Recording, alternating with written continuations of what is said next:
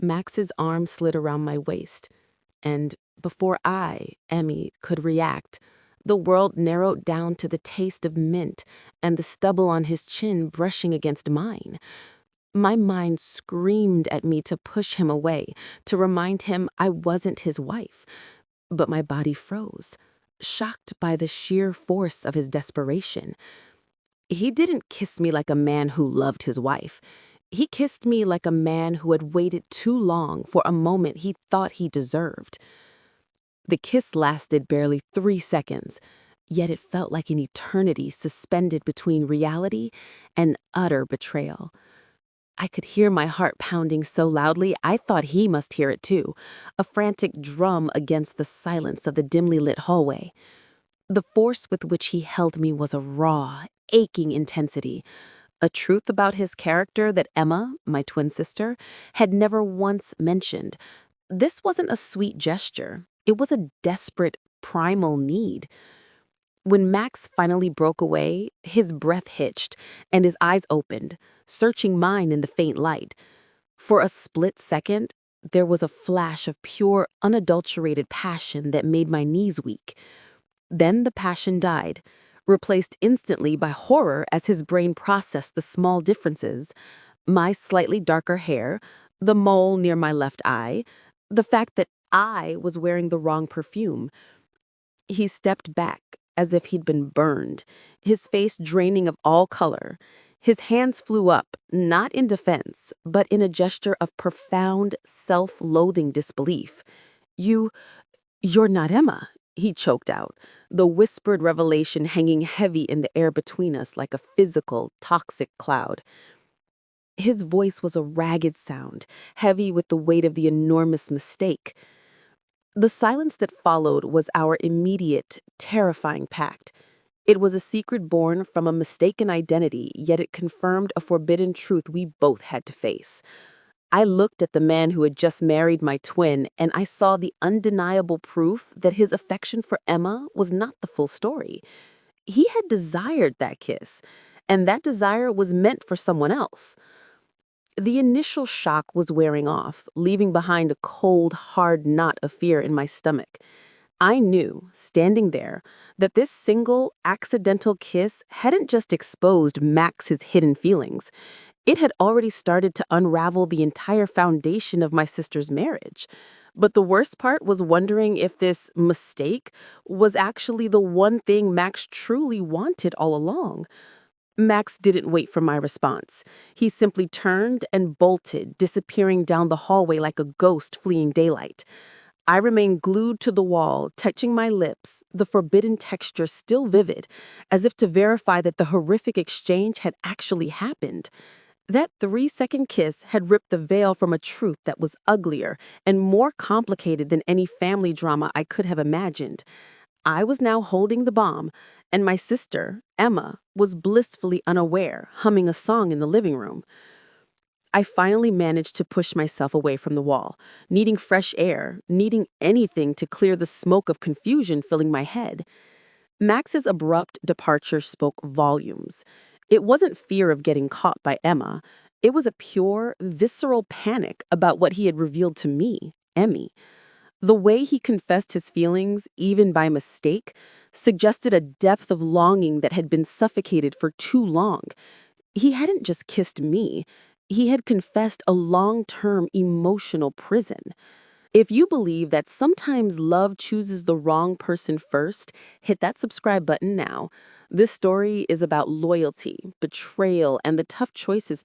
Don't miss a single step of this painful journey. Join us. The next morning, the breakfast table was a masterpiece of forced domesticity, with Max acting overly attentive to Emma, laughing too loudly at her mundane stories. He wouldn't look at me. His avoidance was its own loud confession. Emma, oblivious, leaned into his affection, reinforcing the agonizing reality of their perfect-looking marriage. The air felt thin, poisoned by the lie that only Max and I shared. His careful performance was a shield, but it was also a cruel dagger for me, Emmy. Every time he touched Emma, I involuntarily remembered the desperate strength of his grip on me just hours before. The intensity of his deception made me wonder, was Max a master manipulator, or was he truly a miserable man trapped in a prison of his own making, a prison that involved my twin? I had to know the source of this mistake.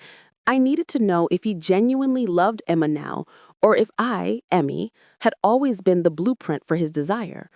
It wasn't about wanting him. It was about protecting my sister from a lie that could destroy her. But as I watched Max's forced smile, a terrifying thought crossed my mind.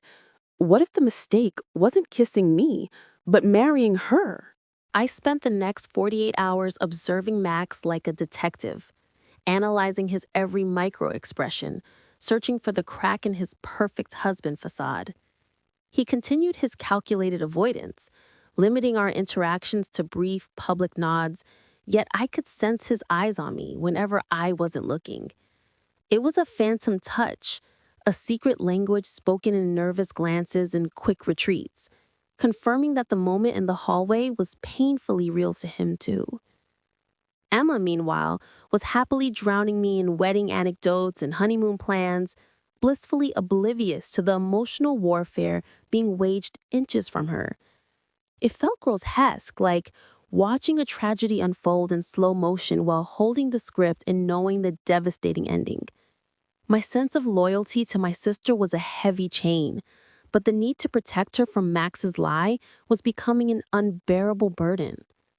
The first major clue arrived when I was helping Emma organize their wedding photos. Hidden beneath a stack of thank you cards was a small leather-bound journal, Max's. I knew I shouldn't have opened it, that reading his private thoughts was a terrible violation, but the gravity of the secret we shared extinguished all my moral reservations. My hand trembled as I flipped to the most recent entries. The journal wasn't about Emma. It was a meticulous account of the week before their wedding. One particular entry stopped my heart. She was there. That dress. It wasn't Emma's dress, but I couldn't look away. It felt like she knew. Every time I saw her, I questioned everything. There was no name, but the entry was dated the night of my bachelorette dinner, a dinner Max knew I attended. The realization hit me with the force of a physical blow. Max wasn't confusing us in the darkness. He was deliberately tracking me. The kiss wasn't just about mistaken identity. It was about the desperate pursuit of a desire he couldn't control. He didn't just love me first. He was still obsessed with me, even on the brink of marrying my twin. I quickly replaced the journal, my fingers shaking violently.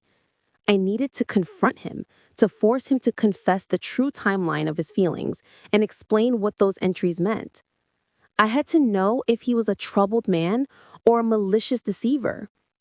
But the most chilling thought remained. Why did he marry Emma if he was clearly still obsessing over Emmy? I couldn't stand the suffocating air of deceit any longer. After an agonizing 24 hours, I found Max alone in the garage late one afternoon, supposedly organizing tools, but actually just pacing, his jaw locked tight. I didn't raise my voice. Instead, I let the silence be my accusation, standing just close enough for him to smell my perfume, the one Emma never wore, and feel the full weight of my gaze. He finally stopped pacing, his eyes dark and restless as they met mine. "What do you want, Emmy?" he asked, his voice low, a dangerous rumble that only fueled the tension. An apology, a confession. I gave you both when I walked away. His audacity infuriated me. But beneath the anger, a terrifying current of attraction pulsed, a forbidden response to his raw vulnerability. I took a step closer, reducing the safe distance between us to practically nothing. "I didn't walk away because you're sorry, Max. You walked away because you finally admitted, even to the wrong person, what you really wanted." I pushed the knife in deeper. "I need to know why you married her if I'm the one whose kiss you're still obsessing over." The question was devastatingly direct. Max closed his eyes, a flicker of genuine pain crossing his face, confirming my suspicion. When he opened them, the regret was gone, replaced by a desperate, toxic fire. "You want to know why?" he challenged, his voice dropping to a dangerous whisper, laced with a plea. Because you were always the sharp edge, Emmy. The risk. And I wasn't brave enough to shatter your life, so I took the safe comfort of your sister. His words were a cheap excuse, a cowardly attempt to justify his choice, but yet they resonated with the undeniable history we shared, a history Emma never knew. But before I could deliver my angry rebuttal, Max made his final move. He didn't touch me this time. Instead, he held my gaze, his eyes burning with the silent, toxic promise. Don't pretend you didn't feel it too, Emmy. That's the real secret we share now. Max's low whisper, the one confirming I felt the forbidden attraction too, was haunting my waking hours. It was a classic manipulation, a way to shift the blame, but the truth was, he wasn't entirely wrong. The shock of the kids had been mixed with a confusing, alarming surge of connection. I started avoiding not just him, but the rooms he frequented, convinced my secret desire was visible on my skin, like a rash. The dynamic at home had become a delicate dance on broken glass. Emma, still basking in the glow of her honeymoon period, organized a family dinner. She insisted on Max and me being co-hosts for the evening, a decision that felt less like bonding and more like a twisted form of emotional torture. We were forced to share space, passing serving spoons and whispering instructions about the wine, our hands brushing with the calculated, agonizing casualness. Then came the moment that changed everything again. While clearing the table, Max cornered me in the pantry, the small space instantly suffocating. "You look beautiful tonight, Emmy," he murmured, his voice closer than it should be, a blatant violation of the safe comfort he claimed to have found with Emma. My breath caught in my throat. This was not an accident. This was a deliberate, toxic pursuit. I clenched my hands, refusing to meet his eyes, trying to cling to the shred of sanity I had left. "Stop it, Max. This is ridiculous. You chose Emma." I managed to choke out, the words lacking any real conviction. He responded by leaning in further, his scent, mint and something undeniably male, filling my senses, overriding my better judgment. He was making this choice impossible. "Did I?" he whispered, his doubt slicing through my defenses. Or did I choose the comfortable lie because the truth, us, felt too dangerous? He raised his hand, not to touch, but to hover near my cheek, his fingers trembling, a powerful display of his own crumbling control. He didn't need to touch me. The air between us was already thick with unspoken, dangerous electricity. I knew in that moment that Max wasn't looking for forgiveness or even an exit from his marriage. He was looking for a partner in his toxic game. He wanted me to join him in the deceit, to confirm that our chemistry was worth destroying Emma's life. But I couldn't walk away from his gaze, realizing that the only thing saving me from ruin was the small, fragile wall of my twin sister's ignorance. The tension from the pantry hung in the house like a heavy curtain, stifling the normal flow of life. I was barely sleeping, the image of Max's hand hovering near my cheek, that controlled, agonizing moment, playing on a loop in my head. I started finding excuses to stay out late, anything to escape the magnetic field Max created just by existing in the same space as me. I felt like I was losing my grip. The breaking point arrived one rainy evening when Emma had to leave unexpectedly for a work crisis. The moment the door clicked shut, sealing us alone inside the house, a different kind of silence fell, one that was less about deceit and more about raw, terrifying possibility. I retreated to my room, locking the door, hoping the barrier would keep the growing desire out, but my heart was pounding a frantic rhythm against the wood. About an hour later, a soft, insistent knock came. It wasn't the tentative tap of a friend, it was a firm, possessive rhythm. I held my breath, knowing it was Max. "Emmy, I need to talk to you, please," he called out, his voice low but carrying a desperate edge. I knew this was the moment of no return. If I opened that door, I was accepting my role in the toxicity. My hand was already on the doorknob, betraying my intention, when he spoke again, hitting me with a calculated blow. "I know you think I'm the villain here, Emmy, but you just as guilty. You could have told Emma about your feelings for me years ago. You chose to be silent." He was accusing me of a crime I didn't even know I'd committed, turning the tables entirely. I unlocked the door, not with fury, but with a paralyzing confusion. I don't even have feelings for you, I lied, my voice shaking, but he saw right through the performance. Max took one step inside, closing the door behind him with a decisive click that felt like the snapping of my last thread of loyalty to Emma. He didn't touch me, but his dark gaze was a physical demand. He advanced slowly, every inch of him screaming desperation. Maybe not then, but you do now, he whispered, his eyes never leaving mine. You felt it in that kiss, and you're feeling it right now, standing here, letting me break every rule. The only question left is exactly what are we going to do with this mutual destruction? Max's calculated move, accusing me of silence to justify his own transgression, shattered any pretense of moral high ground I thought I held. Standing cornered in my own bedroom, I realized he was a master at turning the knife. His eyes, burning with that toxic challenge, dared me to confess my own conflicted desire. I felt less like his sister-in-law and more like a willing hostage in his desperate game. I finally found my voice, sharp and unforgiving. You used Emma to avoid a risk, Max. And now you expect me to feel guilty for your mistake? It was a flimsy defense, but it was all I had left. He didn't flinch.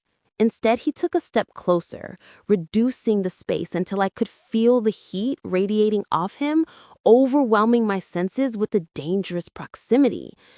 He reached out slowly, his fingers tracing the outline of my jaw, a touch that was both tender and possessive. Guilt is the price of admission, Emmy. Look at us. You can deny it out loud, but your silence here, with the door closed, is all the confession I need. His hand moved to rest on the back of my neck, pulling me closer by degrees, the deliberate slowness amplifying the suspense. The air was thick with the scent of betrayal, yet the feeling was electric, undeniable. I struggled internally, torn between screaming for Emma and leaning into the intoxicating danger of Max. He saw the flicker of surrender in my eyes and his own darkened, victorious. We're past morality now. We're in the deep end, and neither of us is going back. He didn't kiss me this time, but the moment was far more intimate. He simply rested his forehead against mine, his breath mingling with mine in a silent, shared acknowledgement of the line we had crossed. It was a silent agreement to let the forbidden desire simmer, to accept this toxic bond. Max was right. We were both equally trapped, and the thought that Emma might actually be the lucky one, the one outside this hell, chilled me to the core. Following the moment in my bedroom, a new volatile atmosphere settled over the house. We didn't speak about it, but the need to maintain the secret created a thick, invisible leash that connected Max and me. It felt like less like avoiding each other and more like a calculated dance of proximity, where every accidental touch and lingering glance was a conversation only we understood. We were playing with fire, and the adrenaline rush was dangerously addictive. Emma, sensing a shift she couldn't quite name, started relying on me more than ever, confiding her small, mundane marital complaints. Max is just so quiet lately, Emmy. Is he okay? You're better at reading him than I am. Her trust was a heavy blow of irony. The closer she pulled me in, the deeper the wedge of betrayal Max and I drove between them. The internal hook arrived when Max began leaving small, deliberate cues for me to find. A slightly prolonged touch on my hand when handing me coffee, a specific song played softly when Emma wasn't home, a song we both loved years ago, before he ever met her. He was meticulously feeding the toxic connection, confirming that his desire wasn't a sudden mistake, but a patient, slow burn. I decided to test his resolve to see just how deep his deception went. During a late-night movie in the living room, I consciously chose to sit one cushion closer to him than necessary, leaning back casually but making sure my knee accidentally brushed his. The reaction was instantaneous and electric. His breathing hitched and he froze, but he didn't move away. His silence was the loudest invitation he could offer. My heart hammered against my ribs, exhilarated by the danger. This was a whole new level of toxic. We were now engaged in a silent, shared flirtation right under Emma's nose. Max finally shifted, not to retreat, but to subtly lean his elbow back, allowing my knee to nestle perfectly against his. That small, quiet contact confirmed the depth of our mutual downfall, and I realized we were too far gone to pretend this was just a game. The silent contact on the couch was a clear declaration of war against my own conscience. The guilt was a physical ache now, heavy and suffocating, especially when Emma was around. Every time she spoke Max's name, every innocent plan she made for their future felt like a fresh stab wound. I was becoming an accomplice in the slow-motion destruction of her marriage, and the burden was almost too much to carry. I decided the game of calculated flirtation had to end, but I knew Max wouldn't let go easily. One afternoon, Emma mentioned Max was planning a surprise weekend trip for them, a classic attempt at rekindling their honeymoon spark. The news hit me like a splash of cold water. They were moving forward, but Max was still holding me emotionally captive, keeping a secret stash of desire just for me. Later that day, I confronted Max in the kitchen, finding him staring blankly out the window. "You're taking Emma away this weekend," I stated, my voice flat, devoid of emotion. "You need to decide, Max. Either you commit to your wife or you leave her. But you can't have both of us living in this silent, toxic orbit." My words were brave, but my heart was terrified he would choose Emma. He turned slowly, his expression complex, a mix of regret and perverse satisfaction. "Commitment? That's what I did when I married her, Emmy. It was the safe, responsible thing to do. But safety is the reason I kissed you in the first place." He stepped closer, his demeanor changing from defensive to fiercely intimate. "You think I want to do this? You think I enjoy the weight of this silence? It's killing me." He seized my hand, his grip firm, pulling it to his chest where his heart was beating a wild, erratic rhythm. "Look at me, Emmy. I made a mistake on our wedding night, maybe. But keeping this secret, feeling this isn't a mistake. It's the truth." His eyes were intense, a desperate plea for me to validate his toxic feeling.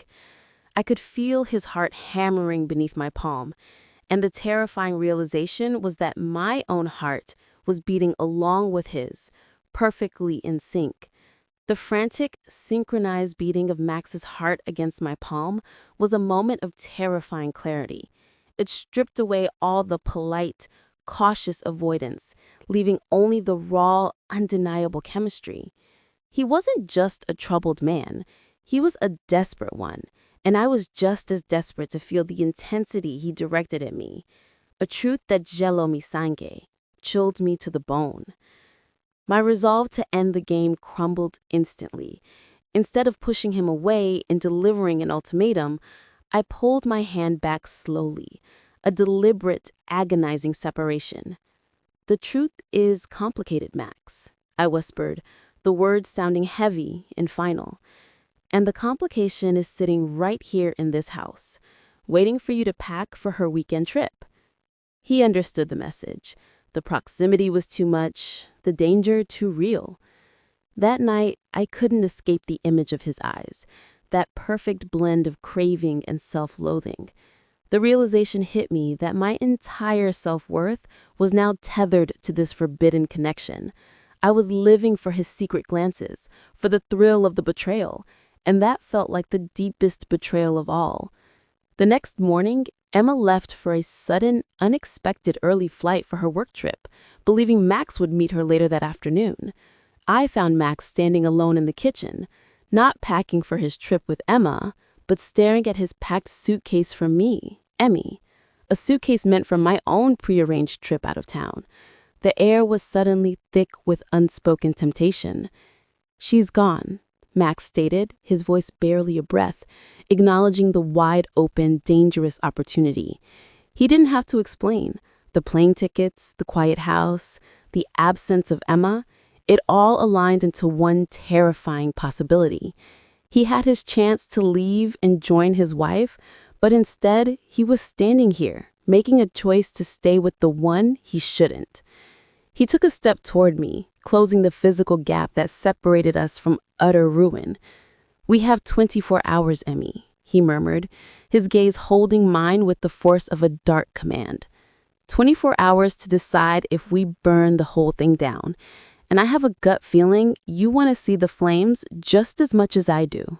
The 24 hours stretched before us like a vast, empty canvas for destruction. Emma was gone. Max hadn't left. He was still standing there, a breath away, offering a choice that wasn't a choice at all. It was fate. His declaration about the flames was a direct challenge to the last vestiges of my self-control. I looked at his desperate eyes, then at the two lonely suitcases, mine, packed for escape, and the other, meant to join Emma on a trip Max had just refused to take. The lie was monumental, and I was deep in it.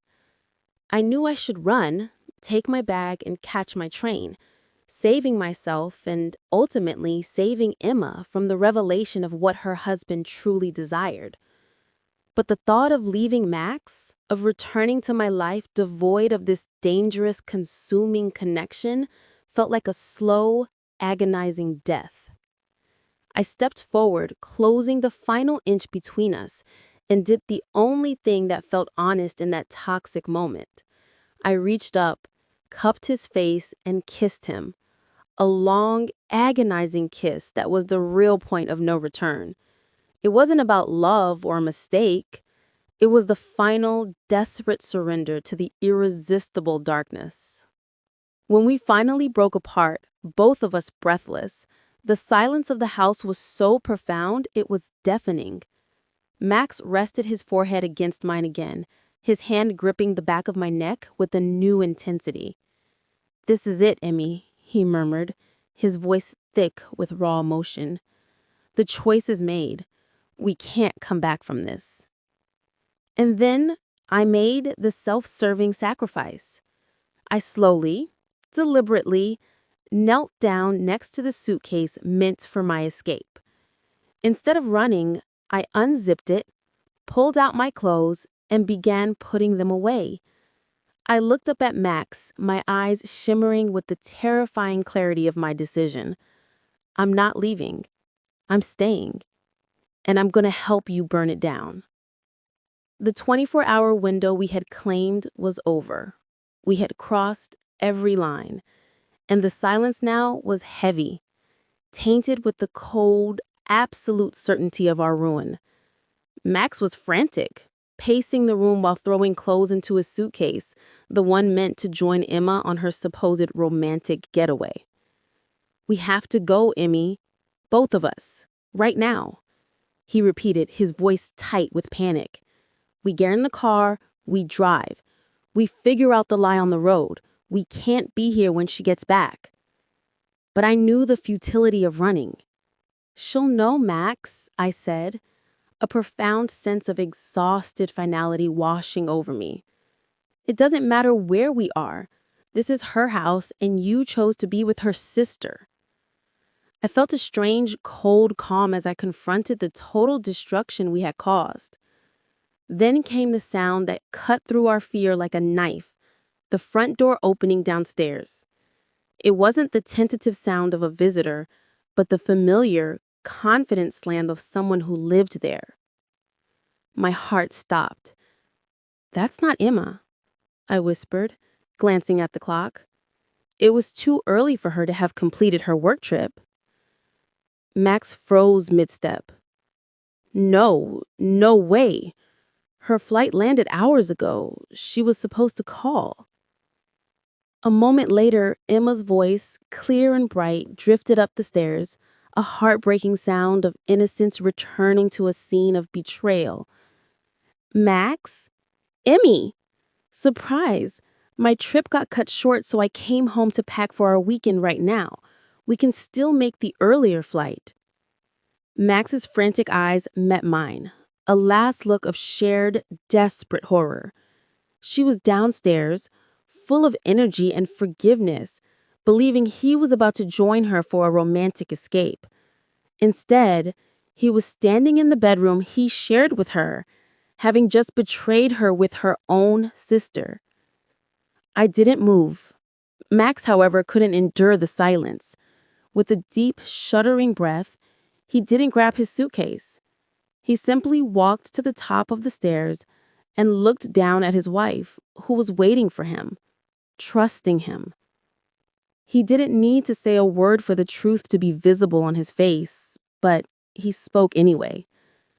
The single word and agonizing end to everything. Emma. The story ends here, with the betrayal exposed to Emma and the consequences hanging in the air.